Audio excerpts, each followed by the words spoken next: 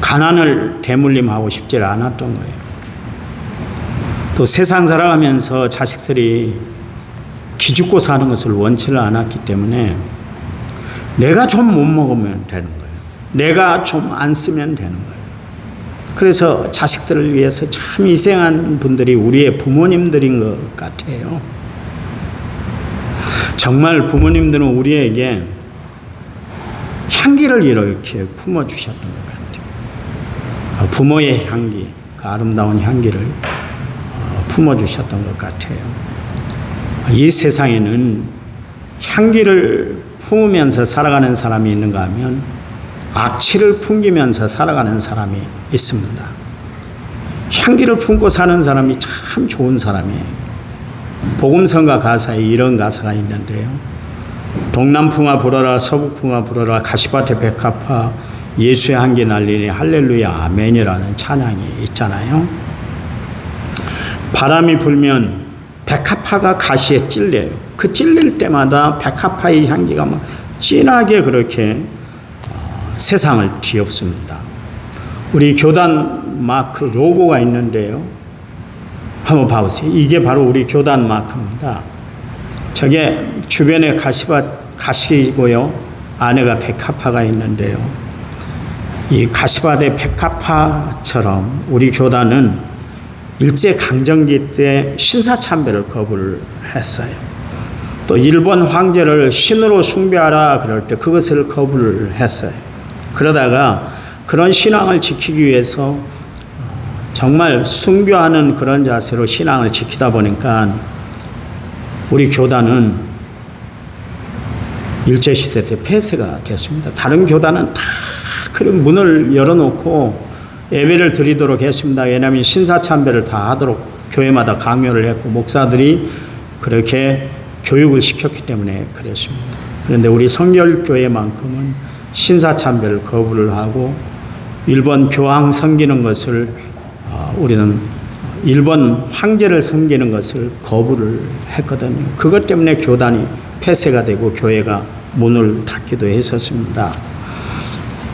우리 교단의 그 전도 표제가 있습니다. 그 사중복음이라고 그렇게 이야기를 하는데 여러분이 잘 아시는 대로 중생, 성결, 신유, 재림 이게 사중복음입니다. 그 중에 재림신앙 때문에 우리는 신사참배를 거부했고 또 일본 황제에게 우리는 신으로 여기질 않았었습니다. 우리 교단이 가지고 있는 이 사중복음을 보고 조영기 목사가 오중복음을 만들었어요. 그게 뭐냐면 중생, 성결, 신유, 재림, 축복이다. 이 5가지 복음이 진짜 복음이다. 그래서 순복음, 그래서 순복음이 만들어진 거예요. 순복음 교단이 그래서 탄생이 됐습니다. 한때 순복음 신학교밖에 없었어요. 거기는 뭐 정규 4년제 대학이 아니었습니다. 그래서 순복음교회는 신학대학이 없었죠. 지금 한세대라 그래서 신학대학 겸 일반 대학이 이제 설립이 돼서 순복음 출신들이 그 학교를 갑니다만 이전에는 없었을 때는 저희 학교 서울신학대학에 와서 공부를 했어요. 그래서 조영기 목사 동생이었던 조영찬 옛날에 국민일보 사장이었던 그 양반도 서울신대 출신입니다. 또 여기 옛날에 그 순복음교회 중앙교회 아들 작은 아들이 여기서 목회를 했고 큰 아들이 저희들하고 같이 공부를 했는데 서정석 목사라고 그 양반도 역시 마찬가지로 서울신대 그 당시에는 4년제 대학이 순복음에 없었기 때문에 저희 대학을 많이 왔었어요. 또 교리도 거의 비슷하잖아요. 특별히 그 저희들 학교 다닐 때는 그 김정석 목사라고 강림교회 가장 감리교회에서 큰 교회 그 교회 목사님 아들도 저희 학교를 다녔습니다. 서울신대를 다녔어요. 부천에 있었는데 부천까지 그렇게 출퇴근을 시켜서 학교를 다니게 했습니다. 왜냐하면 감리교는 너무 자유스러우니까 별걸 다 받아들이잖아. 이단 사상도 받아들이고 그러니까 그것에서 공부하면 아이 버릴까 봐 저희 교단 신학대학인 서울신학대학에 보내긴 하셨습니다. 우리는 가시 같은 세상에 백합화 향기를 바라면서 살아가는 성도들이 되어야 합니다. 가수 션이라는 사람이 있고 그의 아내인 배우 출신인 정혜영 부부가 있는데요. 이 부부들은 정말 가시밭의 백합화처럼 참으로 향기 나는 삶을 살아가고 있는 것을 볼 수가 있습니다. 그들은 지금까지 기부천사로 살고 있는데요. 18년째 기부를 하는데 총 기부액이 60억 가까이 돼요. 60억. 기부하는 것 때문에 자기들의 집을 가지고 있지 않고 아직도 전세 생활을 하고 있습니다. 자신의 불편을 감수해서라도 남을 위해서 희생하고 헌신하는 삶을 살아가고 있는 거예요. 그 션이라는 사람이 소원하는 것이 하나가 있었는데 컴페인이라는 그 단체를 통해서 어려운 아이들, 국내뿐만 아니라 해외에 있는 어려운 아이들 100명을 자기가 돕고 싶다. 그게 소원이다. 그렇게 이야기를 하고 있습니다. 지금도 매년 수억씩 그렇게 기부를 하고 있는데 불구하고 100명의 아이들을 자기 손으로 키우고 싶다. 선교하고 싶다. 헌금하고 싶다. 그렇게 이야기를 했습니다. 요즘처럼 극도로 이기적인 세상, 나밖에 모르고 살아가는 삶을 살아가고 있는 우리의 모습을 보면 우리는 션 부부의 모습을 통해서 많은 것을 배우고 살아야 될 줄 믿습니다. 장날, 그저께 장날이요. 장을 보러 갔는데 나이도 드실 만큼 드신 그 어르신이 막 싸우더라고요. 무슨 이야기인지 모르지만 막 기분 나쁘게 했다고. 좀 젊은 사람이 욕을 했다고. 그냥 옷통을 벗고 싸울 일도 아니요. 옷통을 벗고 죽여라 그러고 막 머리를 대는. 미루니까 그냥 넘어져 버리고. 자기 자존심이 상하니까 참지를 않는 거예요. 참지를 않는. 자기가 소중하다는 거예요.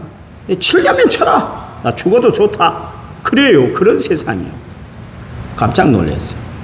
현아이 정도 저렇게 사셨으면 자기 성질 죽이고 살만한데 내일 모레 하나님 부르심을 받을 정도로 그런 나이가 된 것 같은데도 자기 감정을 사귀지를 못하고 들이매밀고 죽여라 그러고 욕했다고 막 죽일 놈 살릴 놈 난리가 나고 경찰을 부르고 옆에 있던 사람이 그런 지경에까지 갔어요.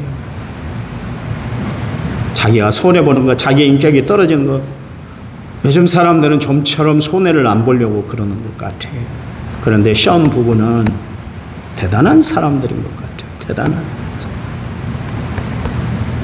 이런 세상에 우리는 사람들에게 그리스도의 향기를 풍기고 살아가는 성도들이 되어야 할 줄 믿습니다. 세상에는 향기롭게 사는 사람들이 있는가 하면 또한 악취를 풍기고 사는 사람들도 있어요. 예수님 당시 여리고성의 삭개오가 그랬습니다. 그는 여리고성의 세리장이었습니다.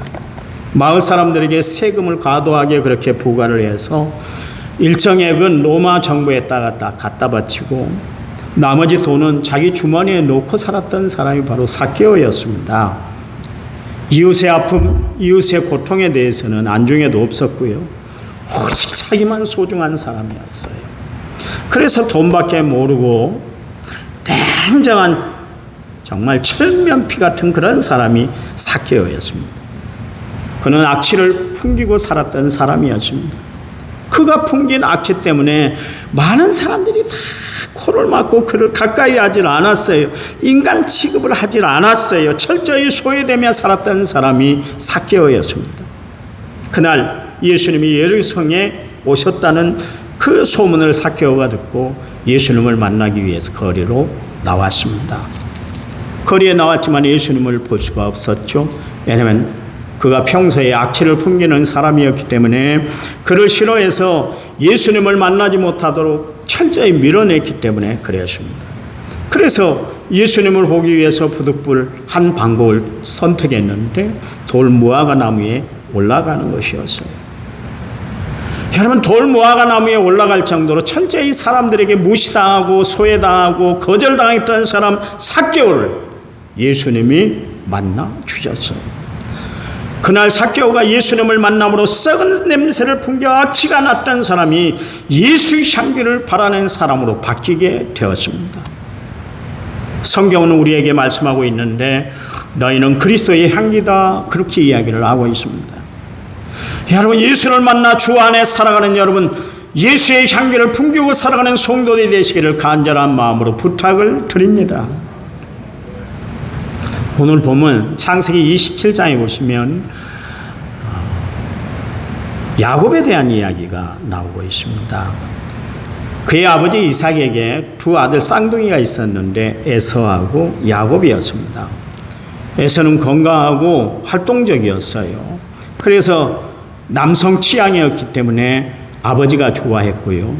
야곱은 몸이 애소하고 성격이 소심해서 어머니 취향이었습니다. 한 뱃속에서 같은 시간대에 그렇게 태어났는데도 불구하고 성격이 제각각 달랐다, 그런 이야기예요. 여성 취향적인 그런 스타일을 갖고 살았던 야곱은 늘 어머니의 사랑을 받았습니다. 문제는 이 동생 야곱이 참 욕심이 뛰어난 사람, 욕심이 많은 사람이었어요. 여러분, 야곱이라는 이름의 뜻이 뭡니까? 영어로 제이콥이라고 그러는데 야곱의 뜻이 뭡니까? 속이는 자라는 뜻이에요. 그러니까 남을 속여서라도 내가 갖고 싶은 것은 끝까지 가졌던 사람이 야곱이었습니다. 그래서 쌍둥이로 태어났지만 형이 되지 못한 것 때문에 그게 늘 마음에 부담이 됐고 그것이 마음에 걸렸던 거예요. 그래서 형이 되고 싶었던 것이죠. 왜냐하면 형이 돼야만 축복권을 누리고 재산 상속권을 받을 수가 있기 때문에 그랬습니다. 그런데 어느 날 나이가 많아진 이 아버지 이삭이 눈이 어두워지니까 미리 이제 더 눈이 감기기 전에 큰아들에게 축복 기도를 해주기 위해서, 야, 밖에 나가서 사냥을 해서 그 고기를 잘 요리해서 나에게 가지고 와. 그러면 내가 너를 축복해 줄게. 그랬습니다. 그 말을 어머니가 듣고 에서가 사냥 나간 사이에 집에 있는 염소 새끼를 잡아서 별미를 만들고 야곱으로 하여금 그것을 가지고 아버지에게 가서 에서로 속이고 축복을 받으라. 그렇게 어머니가 이야기를 했어요. 그 당시에 관행은 뭐냐면 장자가 아버지로부터 축복을 받으려면 맛있는 것을 접대하고 대접하고 그 다음에 축복 기도를 받도록 그렇게 돼 있었어요. 그래서 에서가 아버지를 대접하기 위해서 사냥 나간 사이에 야곱은 집에서 어머님과 함께 염소를 잡아서 별미를 만들고 에서가 입는 겉옷을 입고 매끈한 손은 염소 새끼 털로 그렇게 가죽으로 위장해서 이삭에게 나가서 축복을 받았습니다. 야곱이 아버지를 속일 수 있었던 것은 뭐냐면 이삭이 나이가 많아서 어두워서 앞을 잘 분별하지 못했기 때문에 그랬습니다.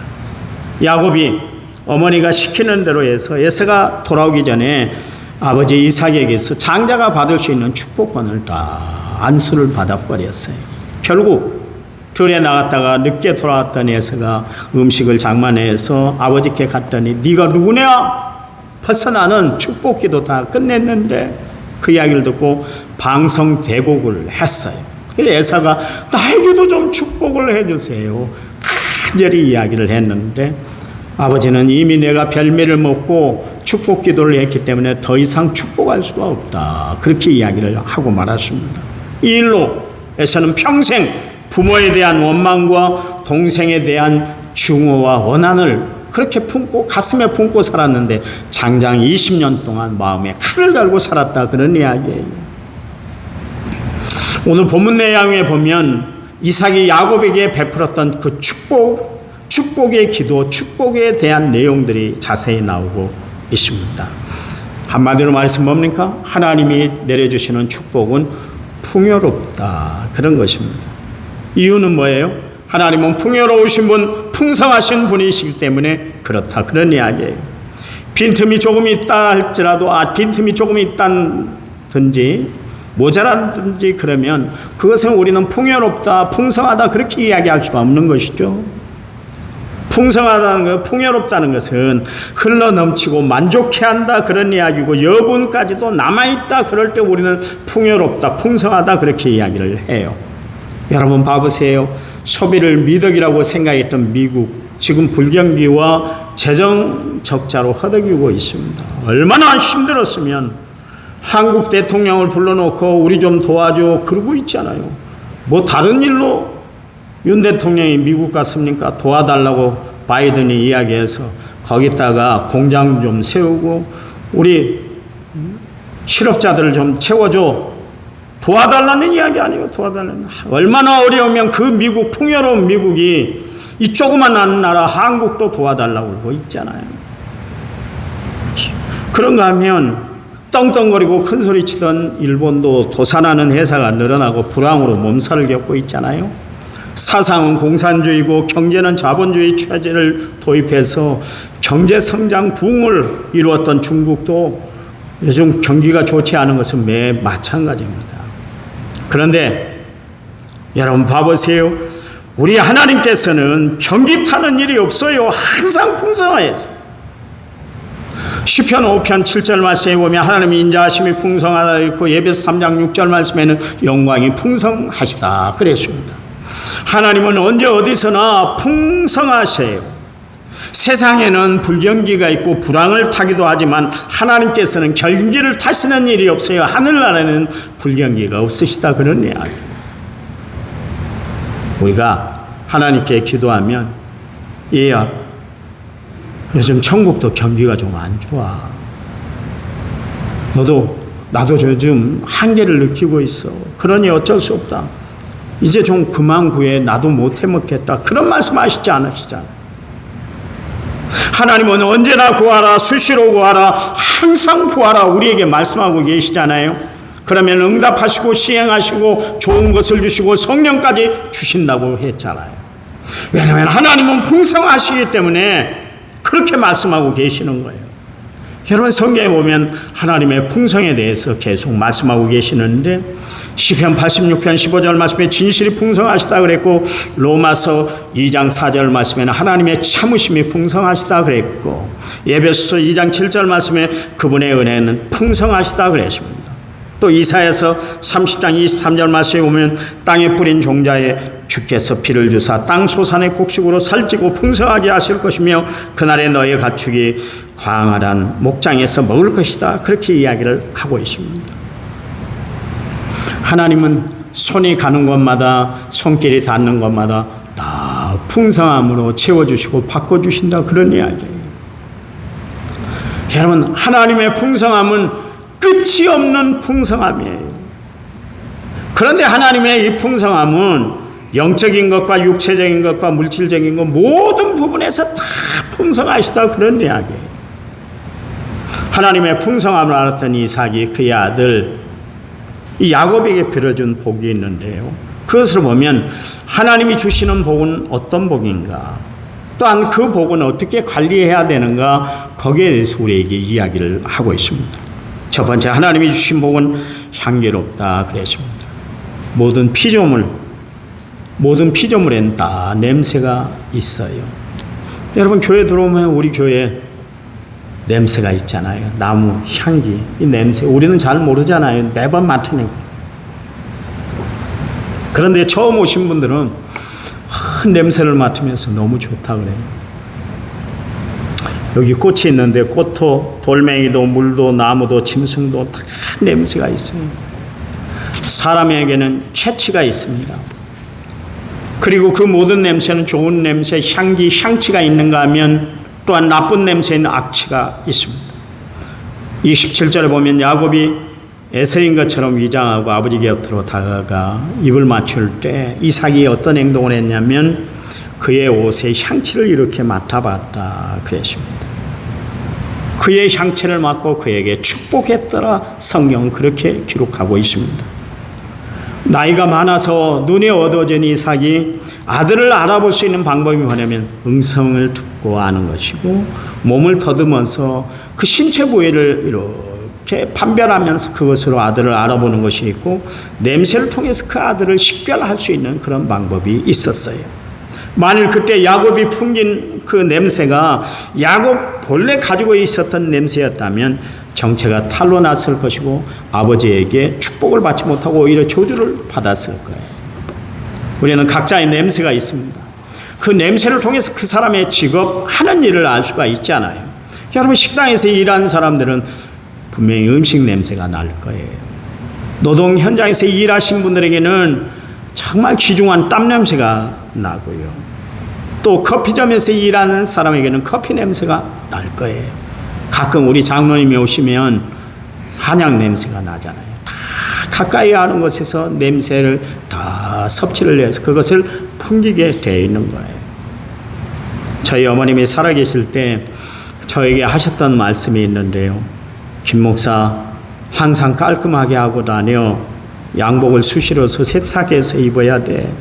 몸이나 옷에서 악취를 풍겨서는 안 돼. 목사는 항상 예물을 정결하게 하고 옷을 깔끔하게 해서 향기 나는 삶을 성도들에게 보여야 되는 거야. 그리고 하나님 말씀 붙들고 살아. 기도 많이 하고 살아. 그래서 내적으로 외적으로도 성도들에게 좋은 향기를 풍기고 정말 존경받는 목사가 돼야 돼. 이 말씀을 하시고 하나님의 부르심을 받으셨어요. 성도 여러분, 향기를 바라고 살아가는 성도들이 되시기를 간절한 마음으로 부탁을 드립니다. 오늘 본문에 보니까 이삭은 내 아들의 향치는 여호와의 주신 밭의 향치다 그랬습니다. 그 이야기는 무슨 이야기예요? 하나님이 주시는 그 향기가 난다, 그런 이야기예요. 하나님이 주신 향기, 거룩한 향기, 그것을 이야기를 해요. 바울은 이런 이야기를 했어요. 고린도후서 2장 14절 말씀에서 각처에서 그리스도를 아는 냄새를 나타내시는 하나님께 감사한다 그랬고, 15절 말씀에는 우리는 구원을 받은 자들에게나 망하는 자들에게나 하나님 앞에서 그리스도의 향기다, 그렇게 이야기를 하고 있습니다. 무슨 뜻입니까? 예수 믿는 사람들은 믿는 사람들뿐만 아니라 믿지 않는 사람들에게도 그리스도의 향기를 바라고 살아야 된다, 그런 이야기예요. 그러면서 16절 말씀에는 사망에 이르는 냄새가 있고 생명에 이르는 냄새가 있다 그랬습니다. 바울은 우리가 풍겨야 할 냄새는 어떤 냄새인가? 예수 냄새, 생명의 냄새를 풍기고 살아야 된다, 그렇게 이야기를 합니다.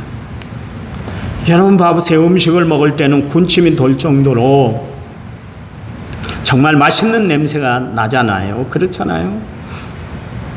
그런데 그 음식이 버려져서 음식물 쓰레기통에 들어가면 악취가 나도 그런 악취가 나는지 모르겠어요. 엄청나게 악취가 나고. 여러분, 하나님께 버림받고 살아가면 악취가 나는 수밖에 없는 거예요. 그렇습니다. 우리가 예수 안에, 성령 안에, 말씀 안에 살면 우리 안에 하나님의 생명의 냄새가 나는 줄 믿으시기 바랍니다. 그런데 성령을 통해서 우리가 발견하는 것이 뭐예요? 그것은 하나님께서 세상 것으로 쩌들은 우리의 그 입고 있던 냄새나는 옷을 벗기고 우리에게 세마포 옷을 입혀주셨어요. 언제요?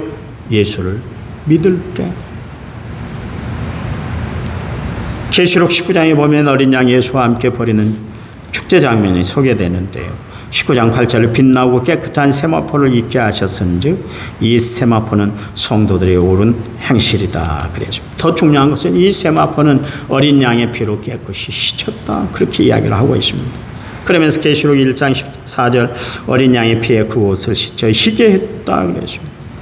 여러분, 썩고 더럽고 악취가 나는 내 행실을 어떻게 하면 깨끗하게 할 수 있을까요? 어떻게 하면 악취를 향취로 바꿀 수 있을까요? 그것은 예수로만 가능한 줄 믿으시기 바랍니다. 예수 믿으면 사람이 변하게 돼 있어요. 여러분, 예수 믿는 사람들에게 정말 향기가 풍겨나오게 돼 있습니다. 여러분은 예수의 향기를 바라고 살아가는 성도입니까? 아니면 악취를 풍기고 살아가는 세상 그대로의 모습으로 살아가고 있습니까? 보세요. 우리는 이전에 어둠의 자녀에서 이제 빛으로 자녀가 됐잖아요. 그래서 빛의 자녀가 맺어야 할 열매, 착함과 의로움과 진실함의 향기를 풍기며 살아가는 성도들이 되어야 하는 거예요. 제 아무리 지방시나 아르마니나 샤넬 향이 향기롭다 할지라도 여러분, 사람의 인격과 삶과 그의 영혼을 향기나게는 하지 못하는 거예요. 여러분, 사람이 만든 향수는 임시 방편인 거예요. 최고의 향수를 바른다 할지라도, 최고의 향수를 뿌린다 할지라도 여러분, 죄가 없어지거나 행실이 사라지는 것이 아니에요. 오직 예수의 피로 깨끗하게 되고 예수의 냄새로 악취가 물러난 줄 믿으시기 바랍니다. 다른 사람들이 나에게 이렇게 코를 들이대고 냄새를 나에게서 맡았을 때 창세기 27장 27절 말씀처럼 내 아들에게서 나는 향취는 복 주신 밭의 향취로구나, 그런 감탄사가 나오는 성도들 여러분 되시기를 간절한 마음으로 부탁을 드립니다. 두 번째, 하나님이 주시는 것은 기름지고 풍성하다, 그런 이야기. 28절 말씀에 하나님은 하늘의 이슬과 땅의 기름짐이며 풍성한 곡식과 포도주로 내게 주시기를 원한다 그랬습니다. 여러분, 아무리 좋은 땅이라 할지라도요, 비가 내려야 옥토가 유지가 되는 거예요.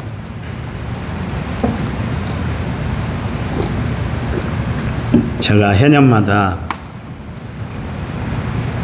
저 앞에 화단을 관리를 좀 못했어요. 그러다 보니까 웬만한 꽃도 그냥 다 죽이고 그렇게 살았어요. 근데 우리 김길순 집사님이 하루는 저 앞에 그 철쭉을 심으면서 죽고 사는 것은 이제 목사님에게 달려 있으니까 목사님이 잘 키우세요, 그 한마디가 내 마음에 박혔어요. 쟤네는 그냥 죽으면 죽지 살면 살지 그렇게 내팽개쳤거든요. 그래서 하루에 한 번씩 물을 줍니다. 꼬박꼬박 아침마다 제가 물을 줘요. 아침에 못 주면 오후라도 물을 줍니다. 근데 우리 권사님이 상사를 주셨는데 이거는 피는 건지 죽은 건지 모르겠어요. 상사는 언제 핍니까?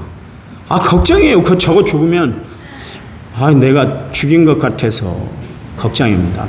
늘 지금 믿음으로 살아나라 살아나라 그러면서 물을 주는데 도대체 나올 기미도 안 보이고 살아날 기미도 안 보여요. 저거 거의 죽었다가 살아난다 그래요. 그래서 상사라고 우리 최삼수 집사님 그러게 이야기는 합디다마는 곧 살아나겠지요. 매일 물을 주니까. 보세요. 물을 줬을 때, 물을 받았을 때, 물을 주지 않았을 때, 물을 받지 못했을 때 작물이 자라는 것은 하늘과 땅 차이가 나는 거예요. 물이 그렇게 복된 땅으로 만들고 옥토를 유지하게 해요. 비가 오지 않는 땅에서는 풀 한 폭이 나기가 힘든 것입니다. 이스라엘 나라는 참 신기로운 나라인데 1년에 꼭 4번만 비 옵니다. 더 이상 비도 안 와요. 어쩔 때는 3번 오고 어쩔 때는 4번 오는데 딱 그건 내리고 끝쳐버려요. 그런데도 불구하고 팔레스타인 그 땅에서 이스라엘 백성들이 농사를 짓고 살 수 있는 방법이 뭔지 아세요? 그건 뭐냐면 저녁이 되면 지중해에서 불어오는 바람이 수증기를 안고 이렇게 불어와요.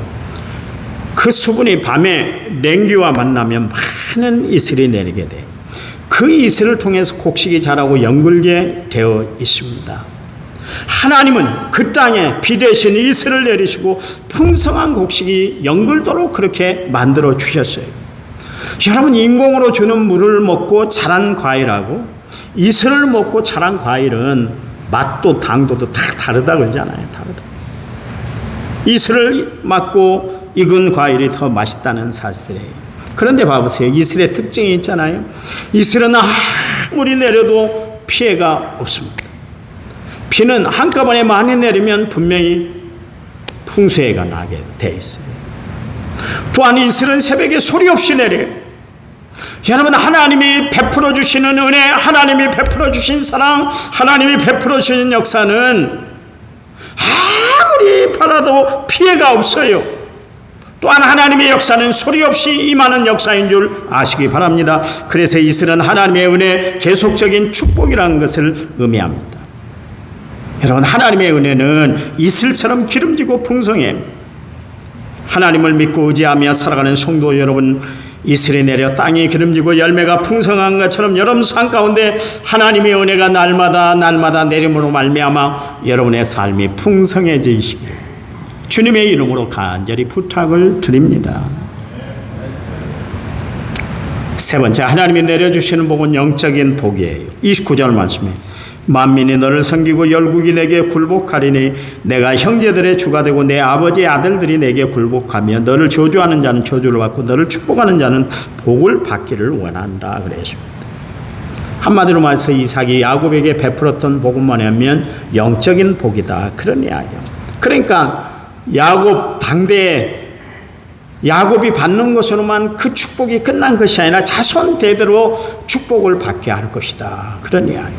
여러분, 하나님이 베풀어 주신 복은 언제까지 간다고요? 천대까지 간답니다.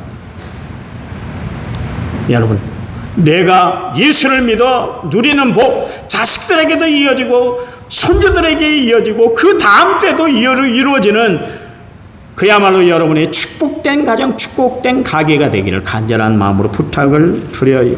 보세요, 야곱의 후손을 통해서 예수 그리스도가 이 땅에 오셨지 않습니까?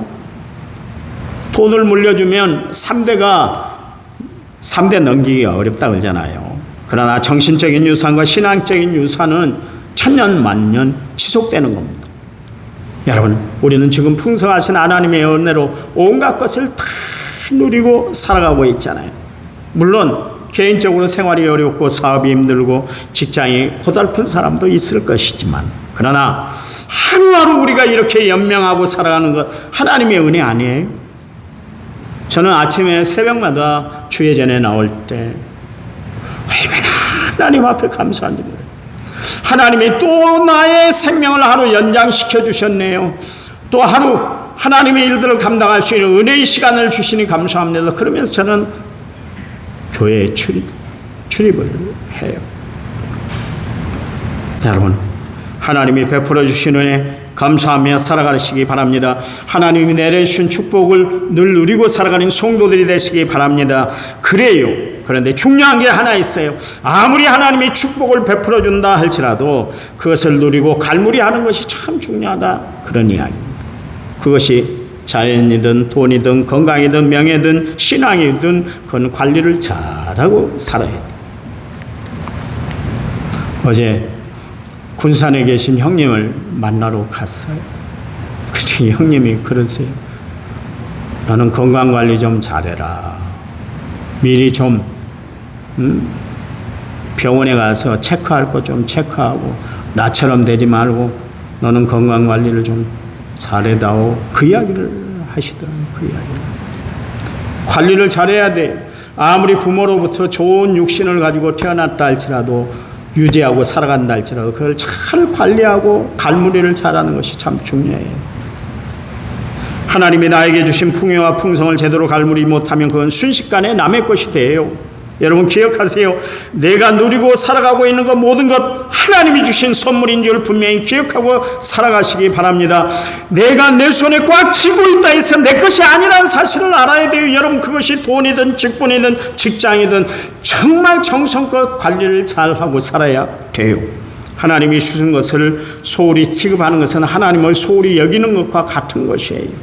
하나님은 모든 것에 풍요롭고 풍성하신 하나님이십니다. 그 풍요가 내 것이 되도록 늘 믿음 안에 살아가는 성도들이 되시기 바랍니다. 예수님이 함께 하심으로 말미암아 우리를 통해서 은혜의 향기가 풍겨나고 사랑의 향기가 풍겨나고 축복의 향기가 풍겨나는 믿음의 성도들이 되시기를 간절한 마음으로 부탁을 드립니다. 부탁드려요. 하나님 감사합니다. 주님, 저희들에게 베풀어 주신 은혜의 사랑 잊어버리지 않고 늘 하나님 앞에 감사함으로 살아가 우리의 삶이 향기나는 삶이 되도록 도와 주시옵소서. 예수님 이름으로 기도했습니다. 아멘.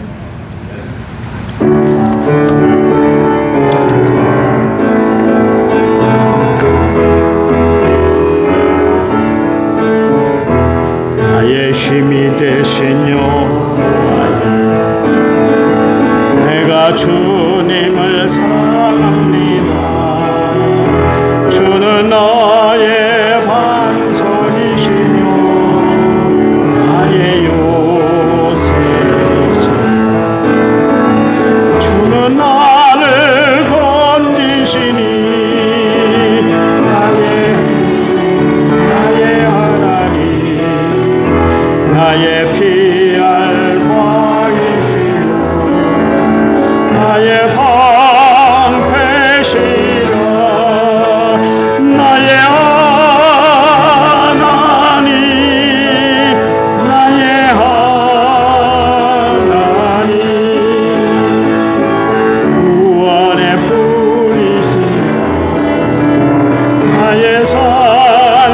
찬송이라 나의 하나님 나의 하나님